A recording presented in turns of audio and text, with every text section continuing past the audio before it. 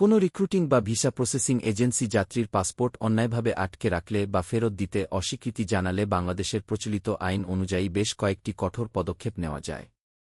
BMET BMAT এ লিখিত অভিযোগ, জনশক্তি, কর্মসংস্থান ও প্রশিক্ষণ ব্যুরো BMAT এর পরিচালক বা মহাপরিচালক বরাবর এজেন্সির নাম, লাইসেন্স নম্বর ও বিস্তারিত বিবরণ দিয়ে লিখিত অভিযোগ দায়ের করতে পারেন।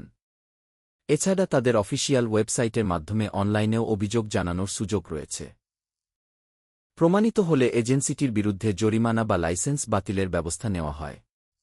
প্রবাসী কল্যাণ ও বৈদেশিক কর্মসংস্থান মন্ত্রণালয়ে আবেদন। বিএমইটি থেকে দ্রুত সুরাহা না পেলে সরাসরি প্রবাসী কল্যাণ ও বৈদেশিক কর্মসংস্থান মন্ত্রণালয়ের সচিব বা সংশ্লিষ্ট শাখায় লিখিত অভিযোগ জানাতে পারেন।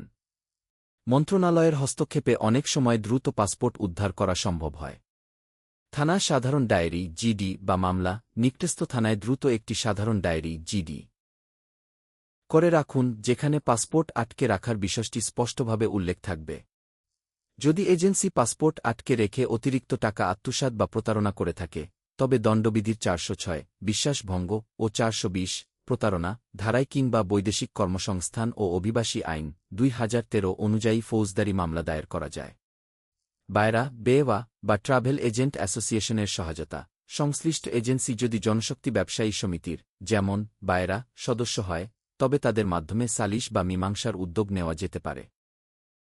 পাসপোর্ট অফিসে জিডি সহ আবেদন। এজেন্সির কাছে পাসপোর্ট জিম্মি থাকার কারণে যদি জরুরি প্রয়োজন মেটানো না যায়, তবে থানার জিডির কপি এবং প্রয়োজনীয় প্রমাণপত্রসহ আঞ্চলিক পাসপোর্ট অফিসে যোগাযোগ করে নতুন পাসপোর্টের জন্য আবেদন করতে পারেন।